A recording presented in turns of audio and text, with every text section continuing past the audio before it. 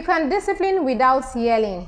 Yes, you can discipline that child. You can discipline your child without yelling or shouting at them, and you can discipline effectively.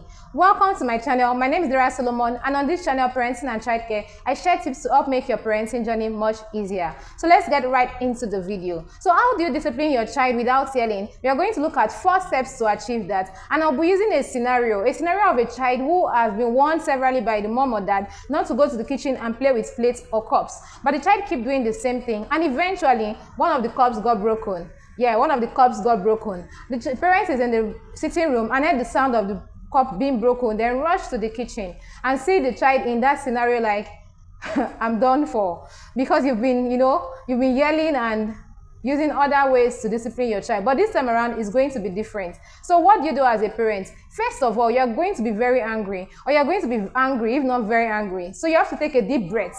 Pause and take a deep breath. So step 1, pause and take a deep breath. Yes. Now, step 2, now that you're calm, you have to do something, and it's very unconventional. You have to acknowledge your child's feeling. Connect with your child at that moment and acknowledge their feeling. You could say something like, I can imagine how you feel breaking this cup. You feel so bad, isn't it? Your child will be quite surprised, like, why is mommy caring about how I feel even with this cup being broken? There's a secret. And it is the secret. So now that you've connected with your child and acknowledged how they feel at that moment, it is time to bring in the consequence, which is step 3. Step 3 is explain the consequence. How do you explain the consequence? Now they broke the cup and you want to give a consequence. And let's assume this is going to be the consequence for this action. You tell your child, now you've broken this cup. How are we going to replace it? That's the only way out. That's the only way out. You have to replace this cup. And mom and dad is in a very tight budget because we had to pay your school fees, we had to stock the house with food, and I don't have extra. What are we going to do? What do you think we should do? Then you pause for a few seconds. After a few seconds, you say something like, I think I have an idea. Your child will be ready to listen. Oh, what is that idea to replace this cup? Then you say something like this. You could replace it for us. And your child will be like, boy, I don't work, I don't have money. Then you tell your child that there is a way out. You know I give you allowance weekly or daily.